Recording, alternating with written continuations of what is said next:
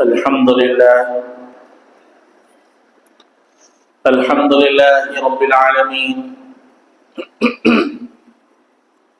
والعاقبة للمتقين والصلاة والسلام على سيد الأنبياء والمرسلين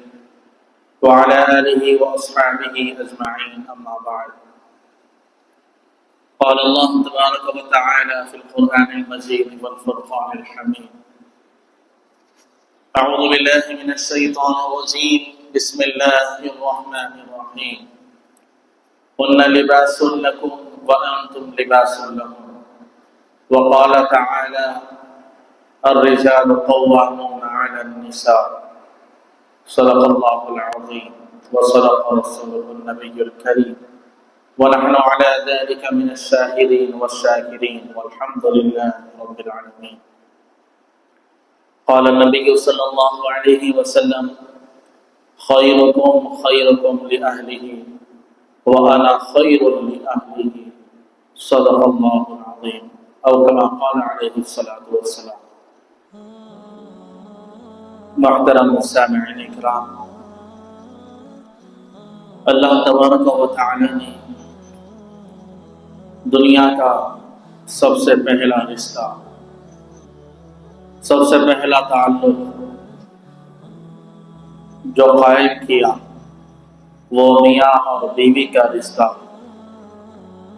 چنانچہ اللہ تبارک و تعالی نے حضرت آدم علیہ السلام کے لیے حضرت حوا کا انتخاب فرمایا، اور یہ سلسلہ جب سے لے کر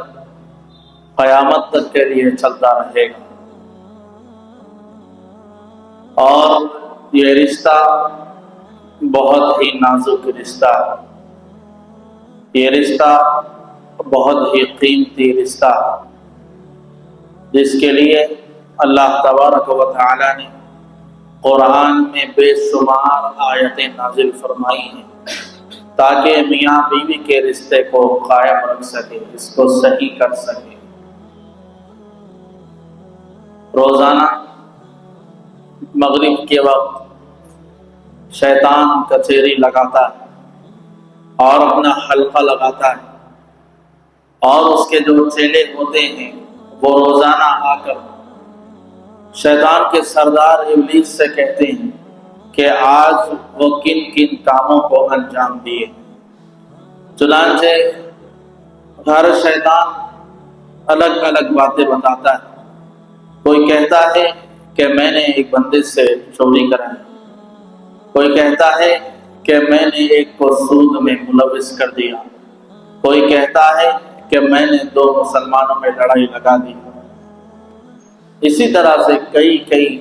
شیطان اپنے دن بھر کے کارنامے اپنے سردار کو پیش کرتے ہیں، اور سردار سنتا ہے اور ٹھیک ہے کہہ کر بٹھا دیتا ہے. لیکن اس میں ایک شیطان جب یہ کہتا ہے کہ میں آج میاں بیوی کو لڑا چکا ہوں، تو اس پر شیطان کا سردار ابلیس خوش ہوتا ہے اور اسے شاباشی دیتا. کیونکہ یہ لڑائی نسلوں کو تباہ کر دیتی، یہ لڑائی گھر کے حالات کو خراب کر دیتی، یہ لڑائی نسلوں کے مستقبل کو خراب کر دیتی، جس کی وجہ سے شیطان بھی اسے شاباش کہتا ہے. تو اس رشتے کو بچانے کے لیے اور اس رشتے کو صحیح بنانے کے لیے اللہ تبارک و تعالی نے بے شمار آیتیں قرآن کریم میں نازل فرمائی، اور حضور صلی اللہ علیہ وسلم نے بھی اس رشتے کو بہت اہمیت دی. چنانچہ حضور صلی اللہ علیہ وسلم کے جتنے بھی ازواج تھے وہ سب حضور صلی اللہ علیہ وسلم سے خوش تھے، یہاں تک کہ جب آپ کی رخصتی کا وقت آیا تب بھی آپ کے بیگمات جب آئے ملاقات کے لیے تو اس حالت میں بھی سارے بیگمات آپ سے بالکل خوش اور خرم تھے. کسی کو آپ سے ذرہ برابر بھی شکایت نہیں تھی. حالانکہ میرے نبی کے گھر میں 2 مہینے تک چولہا نہیں جلتا تھا. میرے نبی کے گھر میں کبھی 3 وقت کا کھانا بھی میسر نہیں ہوا کرتا تھا. میرے نبی 2-3 دن تک فاقے کی حالت میں، روزے کی حالت میں گزار دیا کرتے تھے۔ کبھی بھوک کی شدت کی وجہ سے اپنے پیٹ پر پتھر باندھ لیا کرتے تھے، لیکن اس کے باوجود بھی ان کے گھر والوں نے کبھی حضور صلی اللہ علیہ وسلم کے تعلق سے شکایت نہیں کی۔ حضور صلی اللہ علیہ وسلم نے فرمایا خیرکم خیرکم لأہلہ، تم میں سب سے بہترین آدمی وہ ہے جو اپنے گھر والوں کے ساتھ اچھا سلوک کرے، اور فرمایا وَأَنَا خَيْرٌ لِأَهْلِهِ، اور میں اپنے گھر والوں کے لیے سب سے اچھا سلوک کرنے والا ہوں۔ میرے نبی نے کیا دیا اپنے گھر والوں کو؟ محبت دی، پیار دیا، رشتوں کی اہمیت بتائی، انہیں عزت دے کر بتائی۔ تو محترم سامعین کرام، آج کے اس معاشرے میں میاں بیوی کا رشتہ بہت اہم اور نازک موڑ پر چل رہا ہے۔ ذری سی چھوٹی سی بات پر یہ رشتے ختم کر دیے جا رہے ہیں۔ یہ عورت کو جو مقام ملا، یہ مقام بھی محمد عربی صلی اللہ علیہ وسلم کا ہی صدقہ ہے، کیونکہ حضور صلی اللہ علیہ وسلم کے اس دنیا میں آنے سے پہلے دور جہالت کا ایک واقعہ ہے کہ اس زمانے میں جو مرد پیدا ہوتے تھے، جو بچے پیدا ہوتے تھے، انہیں زندہ رکھا جاتا تھا، اور جو بچیاں پیدا ہوتے تھے، جن گھروں میں بچیوں کا جنم ہوتا تھا، وہ اس گھر میں بچیوں کو زندہ دفن کر دیا جاتا تھا، اسے حقیر سمجھا جاتا تھا، اسے ذلیل سمجھا جاتا تھا، اسے گری ہوئی نگاہوں سے دیکھا جاتا تھا۔ چنانچہ ایک گھر کا واقعہ کتابوں کے اندر لکھا گیا ہے جو دور جہالت کا واقعہ ہے کہ ایک کام کرنے والا بزنس مین، اس کے گھر میں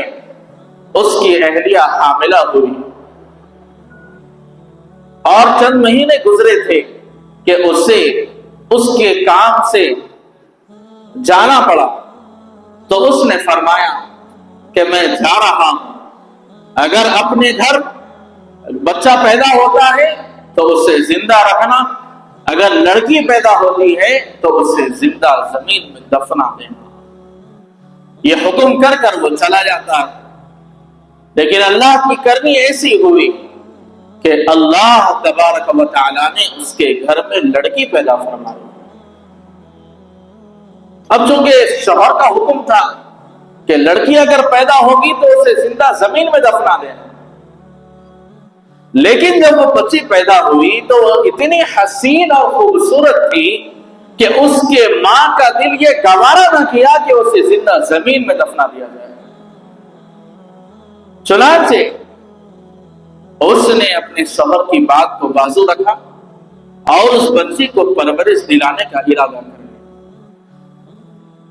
چنانچہ اس نے اس بچی کو اپنے گھر میں پالنا شروع کر دیا،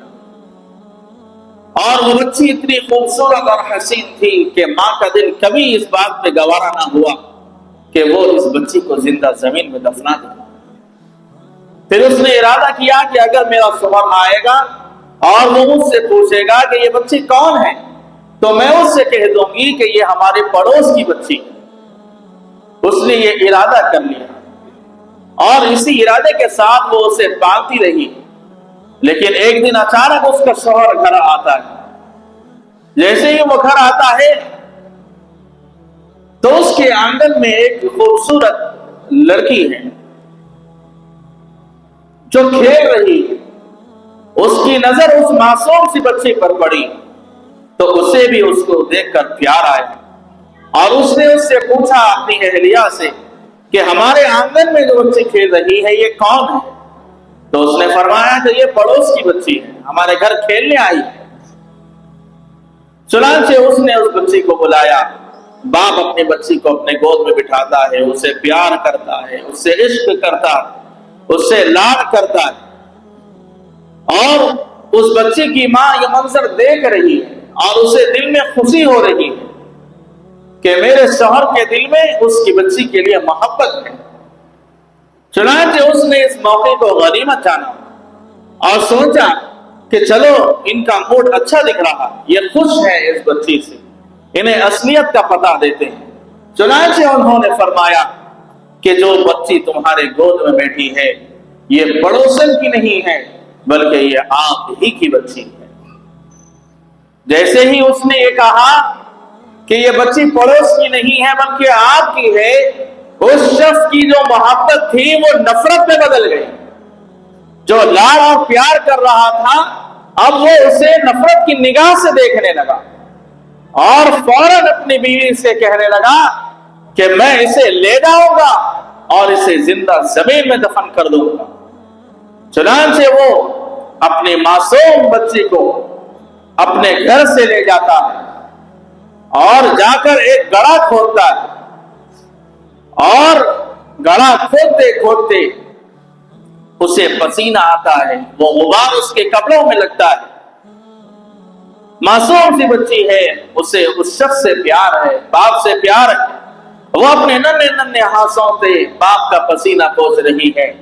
اور کہہ رہی ہے ابا جان آپ اتنی محنت کیوں کر رہے ہیں؟ وہ کپڑوں پہ جو دھول لگی ہوئی تھی، معصوم بچی اپنے ہاتھوں سے اس دھول کو صاف کر رہی ہے، لیکن وہ ظالم باپ اسے ذرا ترس نہ آیا، اسے ذرا رحم نہ آیا اپنی معصوم سی بچی سے۔ اس نے اس گڑھے میں اس کو اتار دیا اور اسے دفن کر گیا۔ اس کے اوپر میٹھی ڈال رہا ہے اور بچی کہہ رہی ہے کہ مجھے چھوڑ دو، مجھے چھوڑ دو، مجھے بچا لو، مجھے یہاں سے نکال دو۔ یہ کہنا ہمارے لیے آسان ہے اور سننا ہمارے لیے آسان ہے، اگر چشم تصور میں سوچ کر دیکھو کہ وہ منظر کیسا ہوگا۔ اس منظر کو اپنے ذہن میں امیجن کر کر تو دیکھیے کہ معصوم سی بچی ہے جو ریگستان کے ریت میں اندر ہے اور آواز دے رہی ہے کہ مجھے یہاں سے نکالو، مجھے بچا لو۔ اس ظالم باپ نے اپنی بیٹی کو زندہ زمین میں دفن کر دیا۔ یہ واقعہ دور جہالت کا واقعہ، حضور صلی اللہ علیہ وسلم کے اس دنیا میں آنے سے پہلے کا واقعہ۔ تو اس زمانے میں ان عورتوں کی کوئی عزت اور وقار نہیں تھا، ان عورتوں کی اور ان بچوں کی کوئی رشتہ اور کوئی تعلق نہیں تھا۔ جس گھر میں بچی پیدا ہوتی اسے وہی دفنا دیا جاتا تھا۔ تو محمد عربی صلی اللہ علیہ وسلم جب دنیا میں تشریف لائے تو انہوں نے ہی اس عورت کو مقام دیا اور انہوں نے ہی اس خاتون کو مقام دیا اور سارے عالم کو بتایا کہ جب یہ معصوم بچی ہے، اور حضور صلی اللہ علیہ وسلم نے ارشاد فرمایا کہ اللہ نے جسے 3 بیٹیاں دی ہیں اور اس نے اس کا حق ادا کر دیا، اسے صحیح پالا، صحیح تعلیم دی اور اس کا رشتہ اچھے گھرانے میں کیا، اور یہاں تک کہ اس کے دنیا سے جانے تک اس کا خیال کرتا رہا، تو بغیر حساب کتاب کے اسے جنت عطا کر دی جائے گی۔ ایک صحابی نے پوچھا کہ حضور صلی اللہ علیہ وسلم کسی کے پاس 3 نہ ہو صرف 2 بیٹیاں ہوں تو ان کے بارے میں کیا ہے؟ تو حضور نے فرمایا 2 بھی ہیں تو ان کے لیے بھی جنت واجب ہوگی۔ پھر ایک صحابی نے پوچھا کہ اللہ کے حضور صلی اللہ علیہ وسلم کسی کے پاس 2 بھی نہ ہو صرف 1 ہی ہو، تو حضور نے فرمایا 1 بھی ہو تو اس کا صحیح پرورش کرنا، اسے صحیح تعلیم دینا، اس کے مستقبل کی صحیح فکر کرنا اور صحیح رشتہ عطا کرنا، اور اس کے دنیا تک جانے تک اس کا صحیح حق ادا کرتے رہنا، تو اس کے لیے بغیر حساب کتاب کے جنت کا فیصلہ فرمایا۔ حضور صلی اللہ علیہ وسلم نے ایسی بشارت عطا فرمائی، پھر لوگوں کے اندر ان کی عظمت پیدا کی، پھر لوگوں کو ان کے بارے میں بتایا اور فرمایا کہ اپنے گھر والوں کے ساتھ حسن سلوک کا معاملہ کرو، اپنے گھر والوں کے ساتھ پیار کا معاملہ کرو، اور فرمایا وَأَنَا خَيْرٌ لِأَهْلِهِ، اور میں ہوں جو اپنے گھر والوں سے بہت پیار کرتا ہوں۔ میرے حضور صلی اللہ علیہ وسلم نے ہمیں زندگی دی، ہمیں شریعت دی، ہمیں بتایا، پھر جب یہ بچی بڑی ہوتی ہے تو پھر اسے ایک بہن کا رشتہ بنایا اور فرمایا کہ اسے ایک رشتہ دیا جاتا ہے اور اسے بہن کا نام دیا جاتا ہے۔ پھر اسے بڑا ہونے کے بعد فرمایا کہ جب یہ بالغ ہو جاتی ہے تو پھر اسے کسی کے نکاح میں دیا جاتا ہے اور یہ خاتون پھر کسی کی بیوی ہوتی ہے۔ پھر اس کے بعد حضور صلی اللہ علیہ وسلم نے فرمایا پھر جب یہ آگے چلتی ہے تو یہ کسی کی ماں ہوتی ہے، پھر جب یہ آگے چلتی ہے تو کسی کی دادی اور نانی بنتی ہے۔ تو ان عورتوں کو یہ جو رشتے دیے ہیں، یہ رشتے جو ملے ہیں، یہ حضور صلی اللہ علیہ وسلم کا ہی صدقہ ہے کہ جس نے ان عورتوں کو عزت عطا فرمائی، اور ہم مردوں کو فرمایا کہ ان کے ساتھ اچھا سلوک کیا جائے، ان کے ساتھ پیار کیا جائے، ان کے ساتھ اچھا معاملہ کیا جائے۔ لیکن ہمارا معاملہ الٹا ہے، ہم باہر دوستوں کے ساتھ ایسا رہتے ہیں جیسا کہ ہم اس کے جگری یار ہیں، لیکن جیسے ہی گھر میں آتے ہیں اپنی بیوی پر ظلم کرتے ہیں، کبھی اس کے ساتھ لڑائی جھگڑا کرتے ہیں، کبھی اس کے اوپر ظلم کرتے ہیں۔ اور حضور نے فرمایا بدترین ہے وہ شوہر، بدترین ہے وہ آدمی جو اپنی اہلیہ پر ہاتھ اٹھاتا ہے، جو اپنی بیوی پر ہاتھ اٹھاتا ہے۔ تو محترم سامعین اکرام، اللہ تبارک و تعالیٰ نے اس رشتے کو قائم رکھنے کے لیے بے شمار اللہ تبارک و تعالیٰ نے آیت نازل فرمائی، اور اس کی مثال بھی اللہ نے فرمائی۔ یوسف علیہ السلام نے فرمایا کہ مجھے خواب آیا ہے کہ مجھے چاند اور سورج نظر آتا ہے، تو وہ مجھے سجدہ کر رہے ہیں، اور 11 ستارے نظر آ رہے ہیں، وہ بھی مجھے سجدہ کر رہے ہیں۔ انہوں نے واقعہ اپنے باپ کو سنایا تو باپ نے کہا کہ اس واقعے کو، اس خواب کو کسی کو مت بتائیں، جو ستارے ہیں وہ تمہارے بھائی ہیں، اور جو سورج اور چاند ہے وہ تمہارے ماں باپ ہیں، اللہ تمہیں خلافت دے گا۔ اللہ تبارک و تعالیٰ نے اس خواب کے ذریعے سے ہمیں یہ مثال دے کر فرمایا کہ عورت اور مرد کی مثال سورج اور چاند کی مانند ہے۔ اگر سورج ہو چاند نہ ہو تو دنیا کا نظام درہم برہم ہو جائے گا، اور چاند ہو سورج نہ ہو تو بھی نظام چل نہیں پائے گا۔ خالی سورج ہو تو ہم اس کی گرمی سے مر جائیں گے، اور خالی چاند ہو تو اس کی ٹھنڈک سے ہم اکھڑ جائیں گے۔ یہ میرے رب کا ہم کو ایک مثال ہے، اور فرمایا ہے کہ سورج بھی ضروری ہے اور چاند بھی ضروری ہے۔ اسی لیے فرمایا کہ مرد اور عورت دونوں کا تعلق بھی اگر اچھا ہوگا تو جو ستارے جو چمکتے آسمان پر نظر آتے ہیں وہ آپ کی اولاد ہے۔ اگر آپ صحیح ہوں گے تو جس طرح سے آسمان میں ستارے چمک رہے ہیں آپ کی نسل ساری دنیا میں چمکے گی۔ تو محترم سامعین کرام، یہ میاں بیوی کا جو تعلق ہے، میاں بیوی کا جو رشتہ ہے، اس کو رشتے کو قائم رکھنے کے لیے کبھی اپنے آپ کو برداشت کرنا پڑتا ہے۔ یہ رشتہ پیسوں سے قائم نہیں رہتا، یہ رشتہ دولت سے قائم نہیں رہتا، یہ رشتہ آپ کے پوسٹ سے قائم نہیں رہتا، یہ رشتہ صرف محبت سے قائم ہوتا ہے، یہ رشتہ برداشت سے قائم ہوتا ہے، یہ رشتہ صبر سے قائم ہوتا ہے، اور یہ رشتہ جب پروان چڑھتا ہے تو یہ رشتہ ایک مثال بن جاتا ہے۔ تو ہمیں چاہیے کہ ہم اپنی ازواجی زندگی کو جتنا ہو سکے اتنا اچھا کرنے کی کوشش کریں، جتنا ہو سکے اتنا خوبصورت بنانے کی کوشش کریں۔ ایک عورت، ایک خاتون حضور صلی اللہ علیہ وسلم کی بارگاہ میں تشریف لائی اور حضور سے پوچھا کہ اے میرے حضور صلی اللہ علیہ وسلم، آپ بتائیے کہ میرے خاوند کا مجھ پر کیا حق ہے، میرے شوہر کا مجھ پر کیا حق ہے؟ تو حضور صلی اللہ علیہ وسلم نے فرمایا کہ اگر تمہارے شوہر کے جسم پر پھوڑے آ جائیں اور اگر تم ان پھوڑوں کو اپنی زبان سے چاٹ چاٹ کر صاف کرو گی پھر بھی تم نے اپنے شوہر کا حق ادا نہ کیا۔ پھر ایک صحابی نے فرمایا، ایک موقع پر ایک اونٹنی آئی اور حضور صلی اللہ علیہ وسلم کو سجدہ کرنے لگی، تو صحابی کہنے لگے کہ اے حضور صلی اللہ علیہ وسلم، اونٹنی نے آپ کو سجدہ کیا ہے، کیا ہم بھی آپ کو سجدہ کریں؟ تو حضور نے فرمایا نہیں، میری شریعت میں سجدے کا حکم نہیں ہے، اگر سجدے کا حکم ہوتا تو عورت کو حکم دیتا کہ وہ اپنے شوہر کو سجدہ کرے۔ تو حضور صلی اللہ علیہ وسلم نے موقع بموقع ہمیں ان رشتوں کی اہمیت بتائی ہے، تو جتنا ہو سکے ہمیں اس رشتے کو جہاں سے ہو سکے وہاں تک قائم رکھنے کی کوشش کرنا چاہیے۔ اور جہاں تک ہو سکے اپنے تعلق کو مضبوط کرنے کی کوشش کرے، جہاں تک ہو سکے اپنے رشتے میں پیار اور محبت کو قائم کرے۔ اللہ تبارک و تعالیٰ سے میں دعا کرتا ہوں کہ اللہ تبارک و تعالیٰ ہمیں کہنے اور سننے سے زیادہ عمل کی توفیق عطا فرمائے، اور ہماری بھی ازواجی زندگی کو اللہ تبارک و تعالیٰ محبتوں سے بھر دے، اور دنیا اور آخرت دونوں جہان میں ہمیں کامیابی عطا فرمائے۔ آمین یا رب العالمین، وآخر دعوانا الحمدللہ رب العالمین۔